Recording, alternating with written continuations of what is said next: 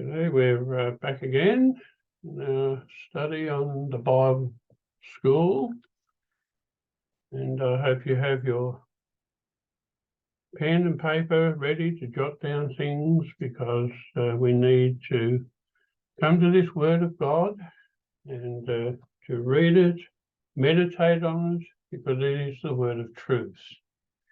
We've been looking at the four great events, haven't we, in Genesis 1 to 11, and those events are racial. The racial period, when God is dealing with the race as a whole, and of course, as it's part of the race, is affecting us today. All those events, those four events: the creation, the fall of man, the flood, and the Tower of Babel in Babylon, affecting us today, because they're like a foundation. The Genesis means beginnings, the foundation, and it develops through the centuries. So we're looking at the Great Flood today. But before we do, we just recap on the last study. It's always good just to go over briefly and on the study we've done to bring us into the understanding of the next study, the Great Flood. The fall of man we looked at last time through sin. The first sin of Adam and Eve, and it was disobedience to the command of God not to eat of the fruit from the tree of good and evil. It brought judgment because they disobeyed that command. God said, "For in the day you eat of it, you will surely die." And they died on that day in their relationship with God. They were separated from that intimate relationship they had with God. But then eventually their body would turn back to dust. In the day you eat it, you will surely die. And so they ate of that tree because they believed the words of the serpent, Satan, contradicting God's warning. Satan said, "You surely will not die. Your eyes will be opened and you will be like God." Genesis 3, verse 4 and 5. So let's keep in mind then that the root of sin is unbelief in God's word. That's the root. The fruit from the root is disobedience to God's command. But the outcome is judgment. And so it follows on from the fall of man, there's going to be a judgment. And so it's always in that order: sin, righteousness, judgment. And this is what Jesus said: the Holy Spirit will convict the world of those three things. Concerning sin, because they do not believe in me; righteousness, because I go to the Father; and judgment, because the ruler of this world has been judged. Sin, righteousness, and judgment. Unbelief, disobedience, and judgment. That's in John 16, verse 9 to 11. We looked then, didn't we, at the two seeds, the generational lines that would dwell on the earth. The seed of the serpent, Satan, who used that serpent, those who rebel against God's word, and the seed of the woman, those that believed in God's word and gave sacrifice for sin. And as a result, this seed of the woman obtained a righteousness that came by faith. This is why Adam, when he heard the prophecy from the Lord about the seed of the woman that would bruise the head of the serpent, he called his wife Eve, meaning the mother of all the living. He saw that the serpent, when it was bruised on the head, would bring life. So he called Eve the mother of all the living, in that seed of the woman. Realize that righteousness issues in life. Paul writes, the abundance of grace and the gift of righteousness will reign in life through the one Jesus Christ. Romans 5, verse 17. Later on, we'll look at Abraham, the man who believed God, and God reckoned it to him as righteousness. That's in Genesis 15, verse 6. But now we're looking at the sin of man that began with Adam, and the decline of righteousness that led up to the judgment of the great flood that wiped out humanity except for one family, the family of Noah, that maintained their righteousness by faith and obedience to God's command. Let's realize that faith issues in obedience to God's command. So Genesis chapters 1 to 11 are racial chapters, as we've said, dealing with the race as a whole. And this took up about 2,000 years. Just 11 chapters, 2,000 years. Just under half of the whole history of the Old Testament, from the creation to the birth of Jesus. Over 2/3 of that history are from the creation to the great flood. If you add up the genealogies from Adam to Noah, the central person in the record of when the flood came is 1656 years. You can look it up yourself. Do your homework. Add up the genealogies of the righteous line, the seed of the woman, and it came to 1656 years.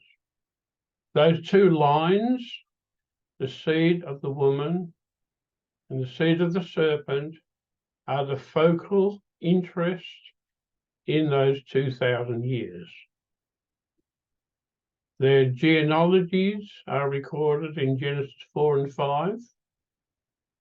The line that brought death, as Cain killed his righteous brother Abel, to Lamech, who boasted of killing a man that struck him in chapter 4, verse 17 to 24. Then we have the line of Seth, born in place of Abel, that Cain killed in the line of life in chapter 4, verse 25 to 5, verse 32. Just read those chapters and see how the line of the woman, the seed of the woman, began to call upon the name of the Lord. How Enoch in that line walked with God. How Noah was saved from death when the judgment came of the great flood.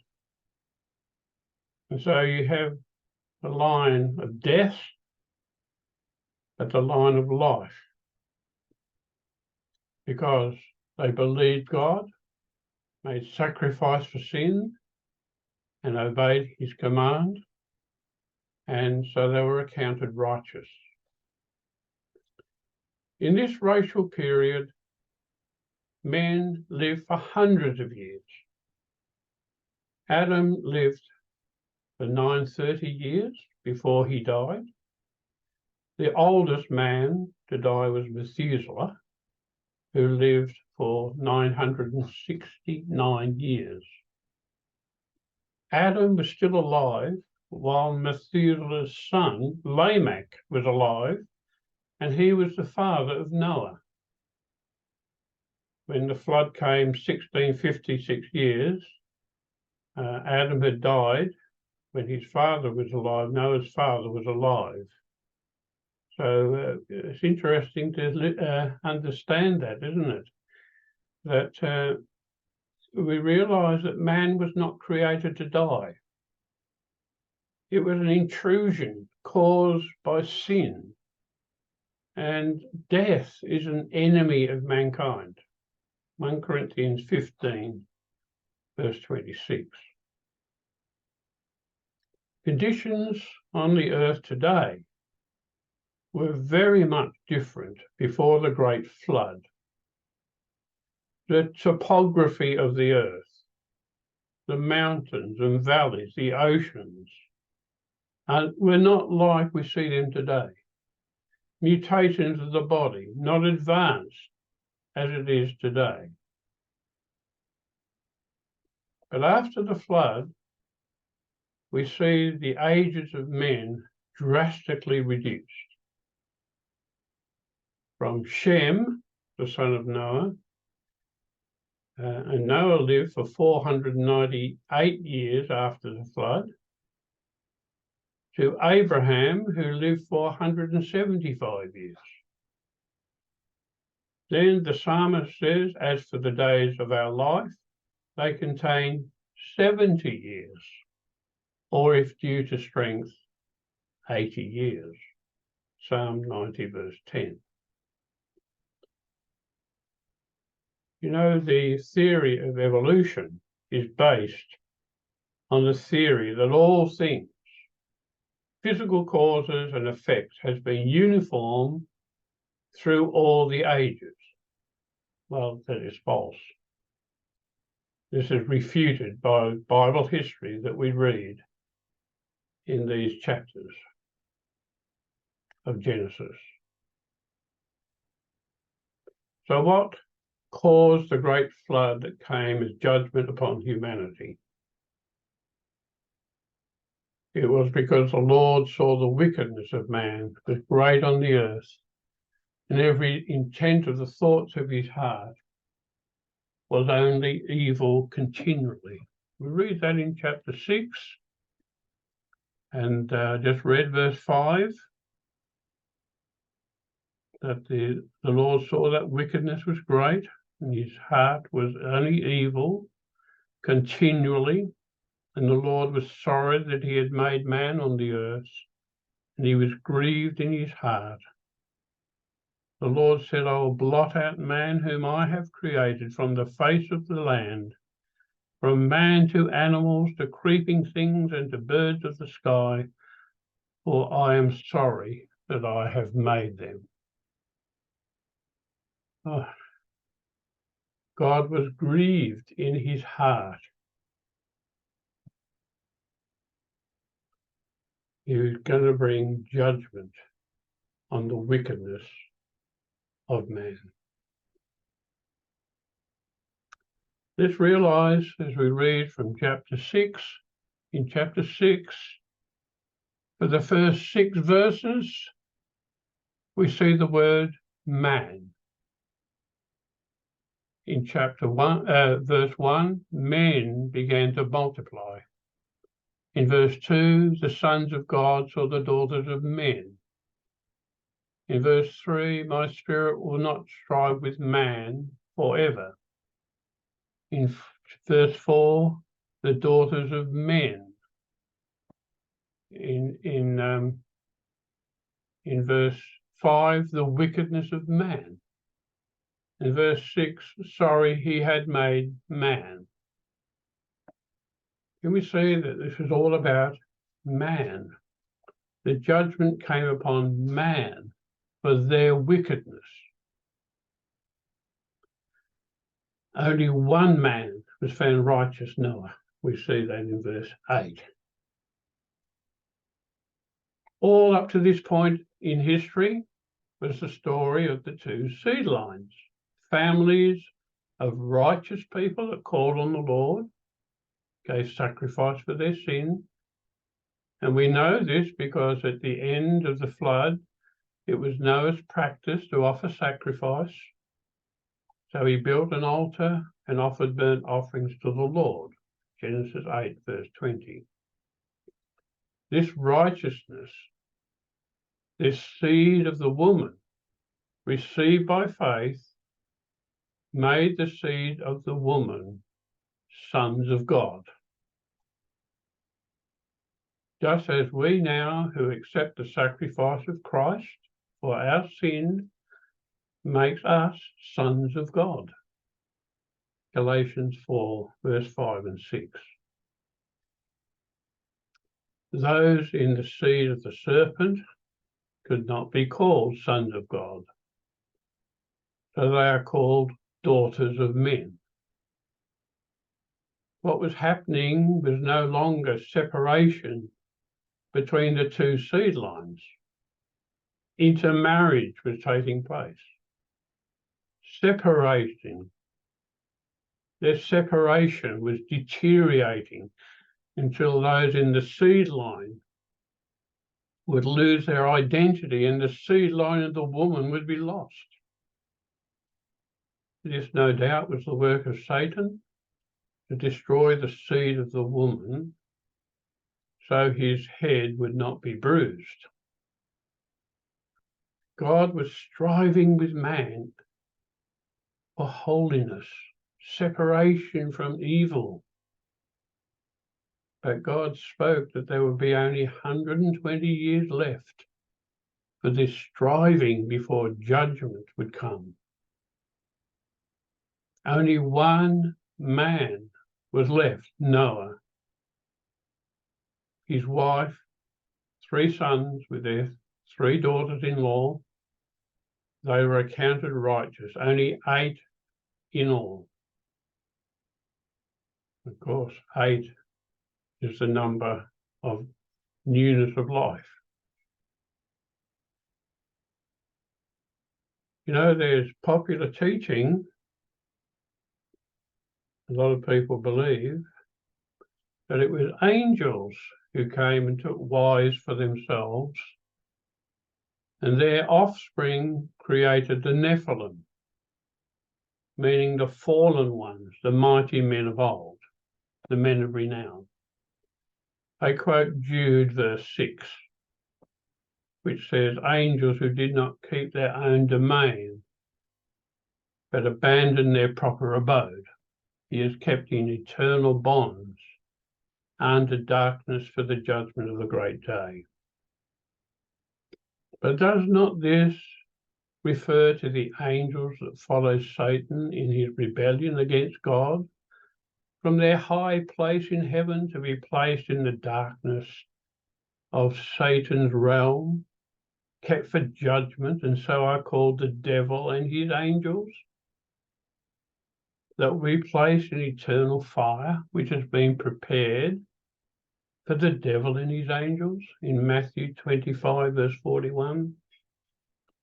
You know, it tells us in Revelation, when speaking of the devil, the dragon, the red dragon, it is said he swept 1/3 of the stars of heaven and threw them to the earth. And so, are they not those angels who left their own abode? Can we think that God brought judgment on man in the flood because of what those angels did? Would that have been just to man? And further, angels are spirit beings. Can they be transformed with human organs to be created as another kind of creature?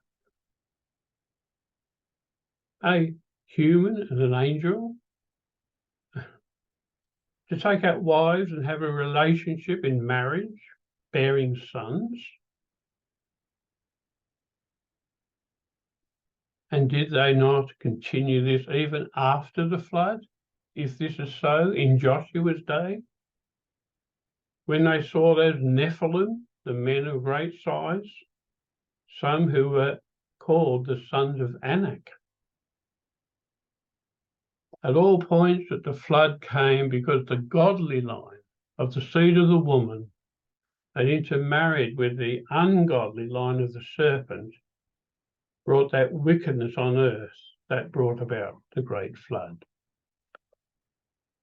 So Noah, in the intervening 120 years while he was building the ark, was being used by the Spirit to strive with ungodly men, being a preacher of righteousness.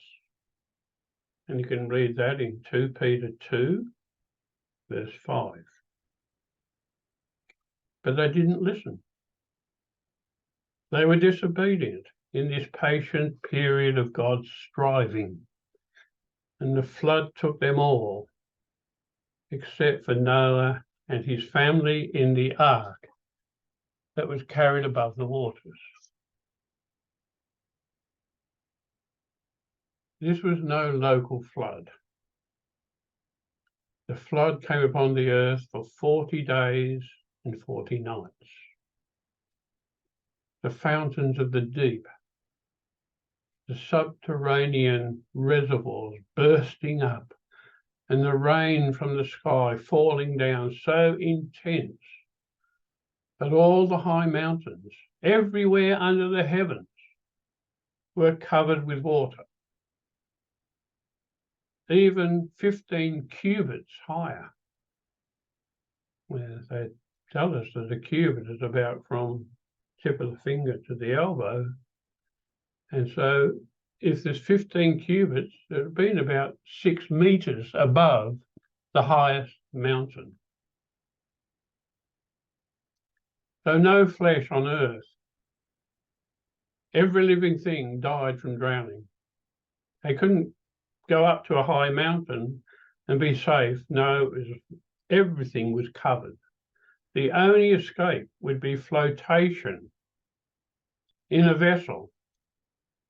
And this is what Noah built, the ark, with the command of God for his family with animals, 7 clean animals of male and female, and 2 male and female of unclean animals, also 7 males and females of the birds.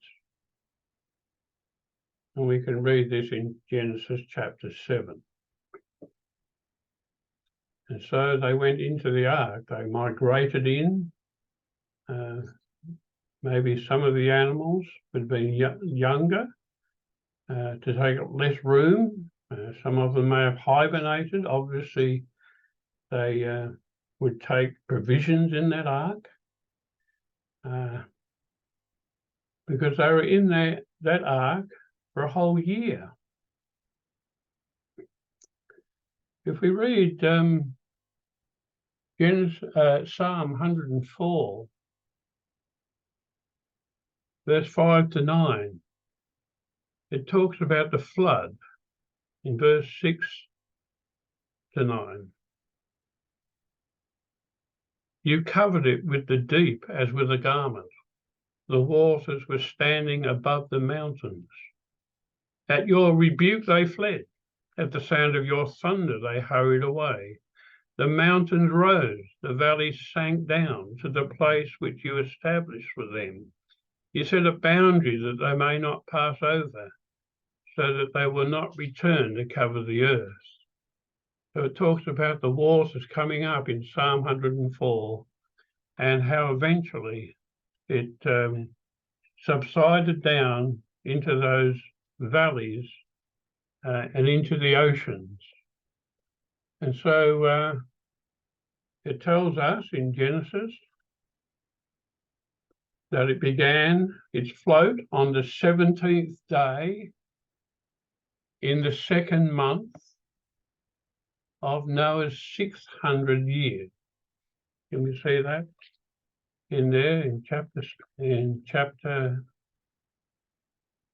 7 and verse 11? The 600th year of Noah's life in the 2nd month on the 17th day of the month.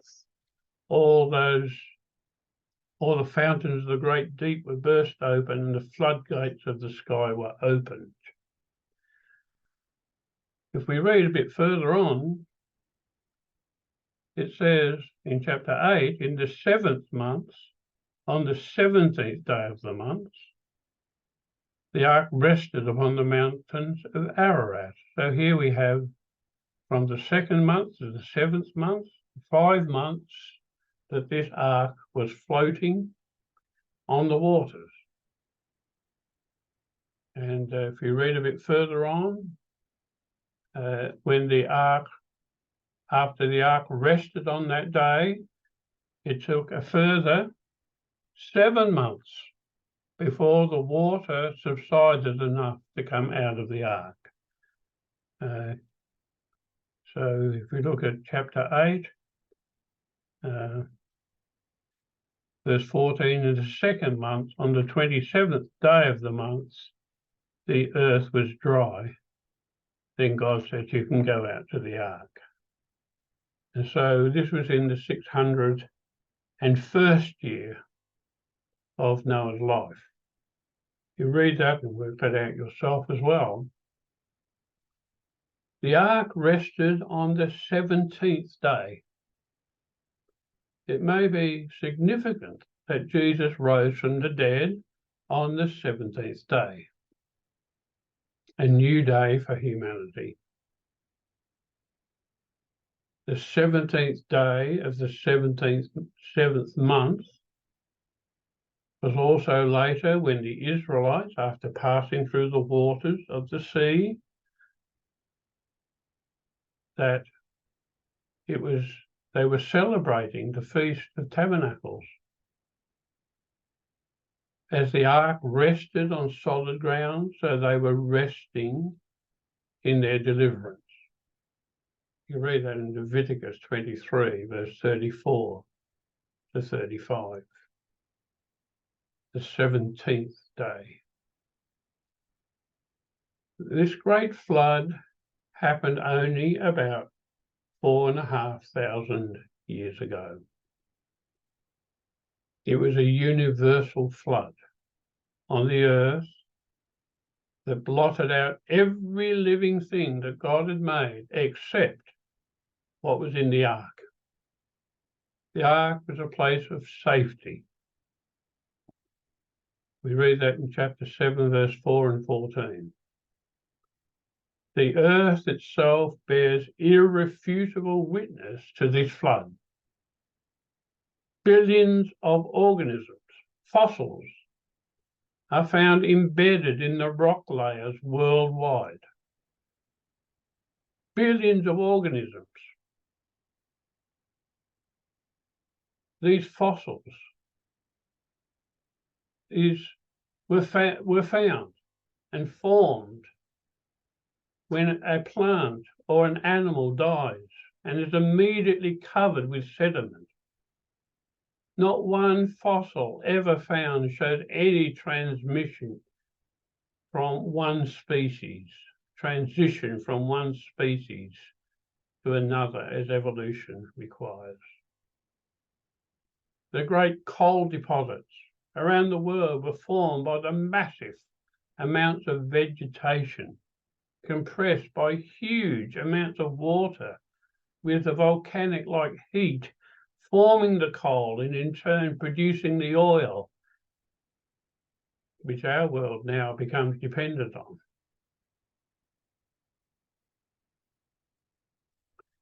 Despite this overwhelming evidence, as Peter writes in 2 Peter 3, verse 5 to 6, it escapes their notice that by the word of God the heavens existed long ago and the earth was formed out of water and by water, through which the world at that time was destroyed, being flooded with water.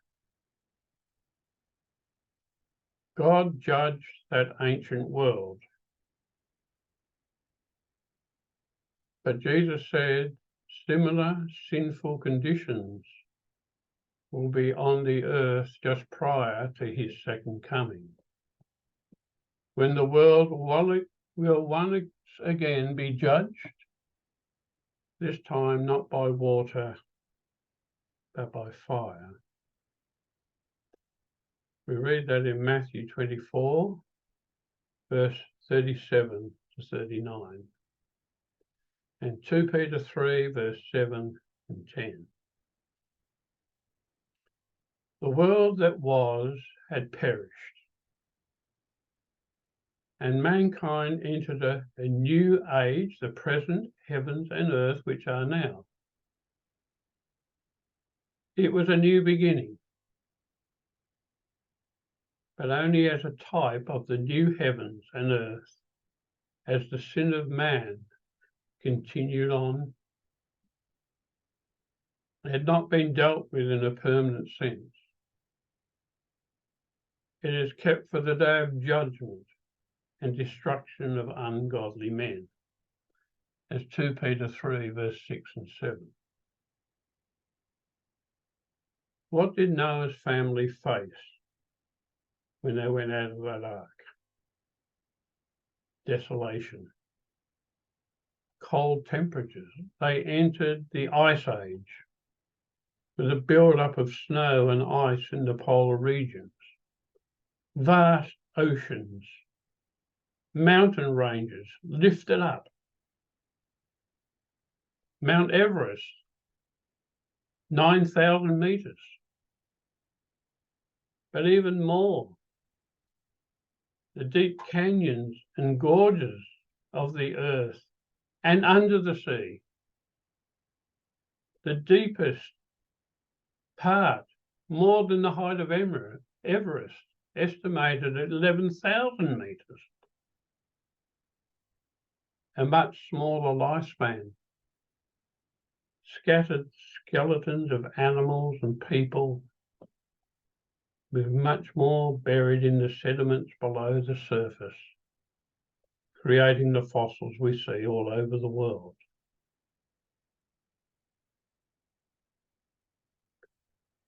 Two more Psalms speak of the flood, that the Lord God is king over the flood.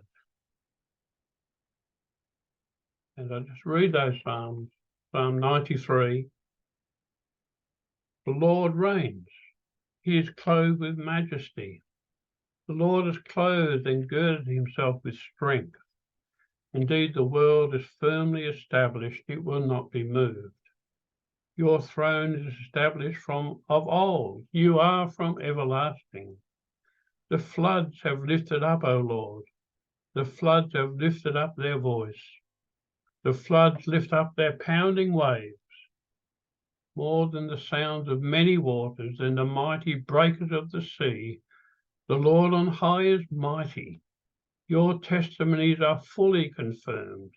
Holiness befits your house, O Lord, forevermore. That's Psalm 93. And Psalm 29 also speaks of the flood.